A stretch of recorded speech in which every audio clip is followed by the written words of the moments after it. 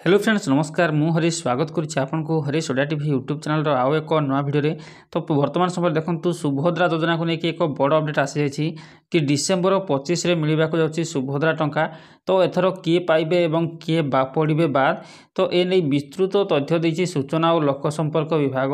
तो कौन रही अपडेट फ्रेंड्स वीडियो ही जाना सो वीडियो को बिना स्किप कर समस्ते शेष पर्यटन देखा सहित वीडियो गोटा लाइक करूँ जदि चैनल को नुआ कर चैनल को सब्सक्राइब करेंगे और पाखर बेल आइकन रे क्लिक करने आगे को लाटेस्ट अपडेट पाइबापी तो देखो कहुई कि आसंता 25 तारिख में सुभद्रा टंका मिल ए विस्तृत तथ्य देती सूचना और लोक संपर्क विभाग तो सूचना सुभद्रा योजना अधीन में तृतीय पर्याय सुधा राज्यर मोट 80 लाख रु ऊर्ध्व हिताधिकारी को 5,000 टंका लेखाएं प्रथम किस्ती अर्थ प्रदान कर सारी बेले आगामी 25 तारिख में चतुर्थ पर्यायर हिताधिकारी आकाउंट को टंका पठाई प्रस्तुति चली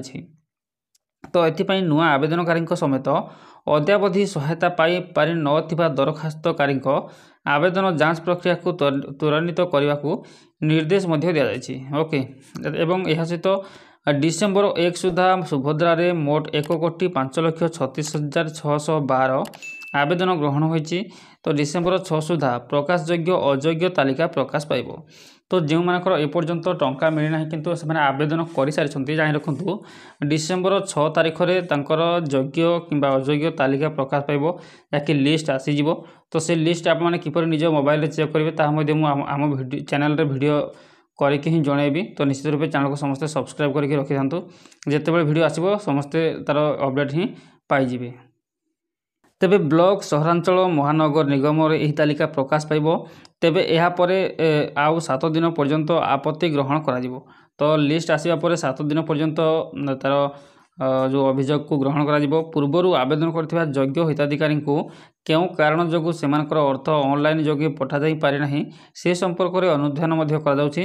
तो हिताधिकारी को सीधासलख अर्थ पठाइबारे रहुथिबा समस्या संपर्क में अनुध्यान करने पाई अंगनवाड़ी कर्मचारी एवं बैंक मित्र आदि क्षेत्रस्तरीय जांच टीम रो कर्मकर्ता मानकु सेमानक पाखरे पहुँची सचेतनता भित्तिक कार्यक्रम बढ़ाइबा को निर्देश मध्य दिया जायछि ओके तो जो मानक टंका मिलुनी सेमानकर अर्थ कहीं मिलुनी से पाई मध्य अंगनवाड़ी कर्मी बैंक मित्र एवं क्षेत्रस्तरीय कर्मचारी मानकु मध्य सरकार ताकर कार्यक्रम बढ़ाइबारे निर्देश मध्य देइछन्ति एवं यह सहित विभिन्न जिले में कार्यकारी होता सहायक केन्द्र हेल्प डेस्क परिचालना पाई कर्मचारी नियोजन को निश्चित करने को जिलापाल मानकु निर्देश मध्य दिया जायछि तो सुभद्रा संपर्कित तो आपत्ति अभियोग सीधासलख बा ऑफलाइन ग्रहण करागले ताहाको सुभद्रा पोर्टाल रे ही अपलोड करा जद्वारा यार त्वरित समाधान पाई सहायक हो बोली कहा जायछि।